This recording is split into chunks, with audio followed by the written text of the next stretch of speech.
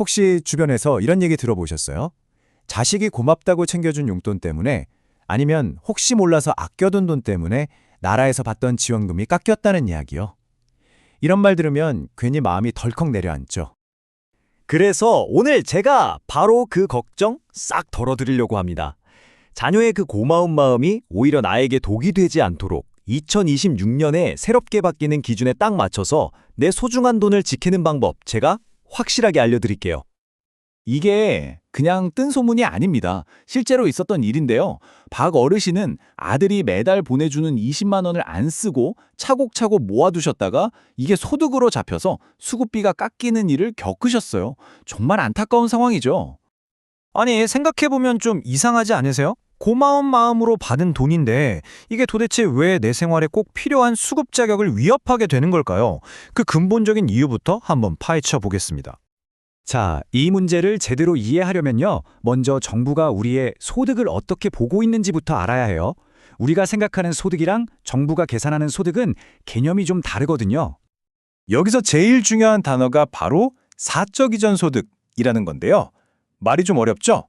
아주 쉽게 말해서 자녀나 친척한테 정기적으로 받는 용돈이나 생활비 지원, 바로 이걸 말하는 겁니다.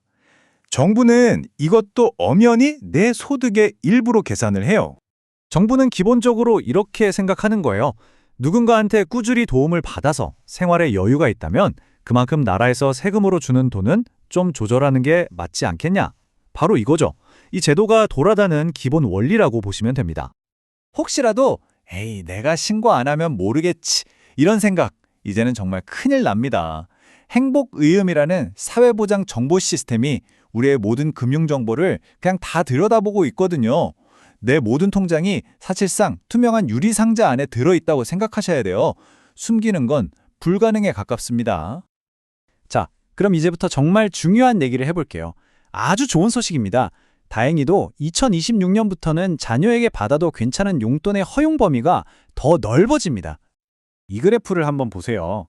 모든 복지 혜택의 기준이 되는 기준 중위소득이 2026년에 이렇게나 오릅니다. 1인 가구 기준으로 보면 와, 250만 원을 훌쩍 넘겼어요. 근데 이게 왜 우리한테 좋은 소식이냐고요? 왜냐하면 이 기준 중위소득이 오르면요.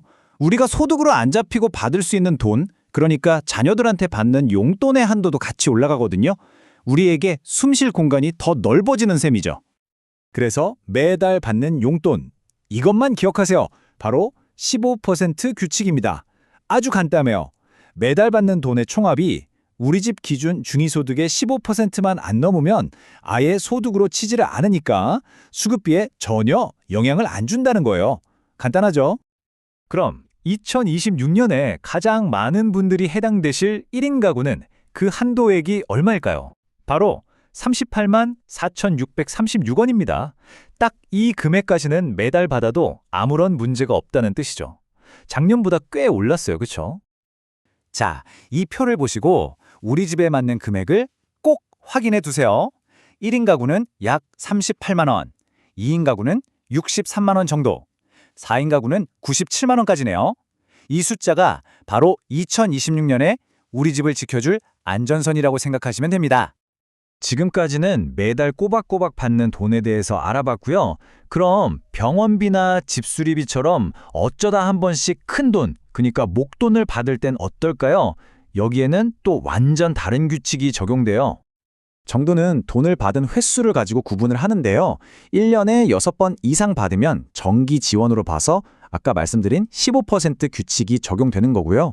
6번이 안 되면 그러니까 어쩌다 한두 번 받으면 비정기 지원, 즉 목돈으로 보는 거예요.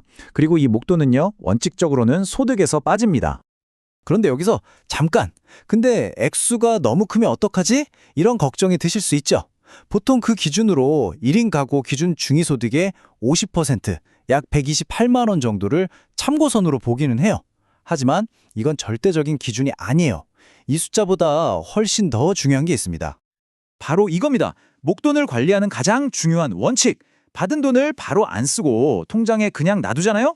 그럼 그게 소득이 아니라 내 재산이 되어버려요. 그럼 어떻게 되겠어요? 재산이 늘었으니까 그게 다시 소득으로 계산돼서 결국 수급비에 영향을 주게 되는 거죠.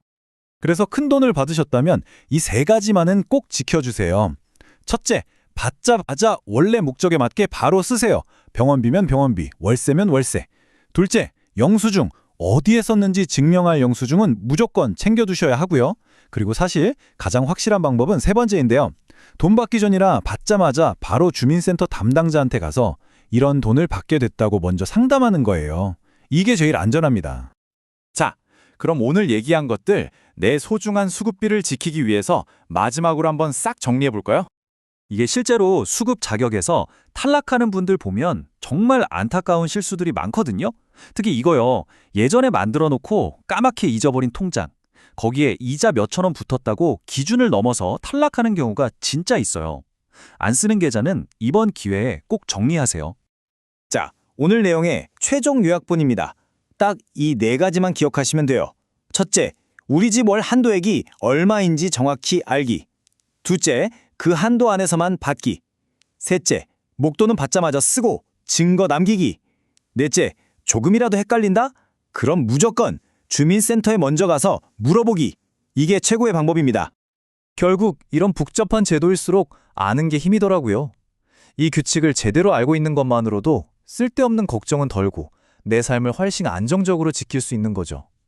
오늘 제가 알려드린 내용이 여러분의 든든한 내일을 지키는데 조금이나마 도움이 되었으면 좋겠습니다.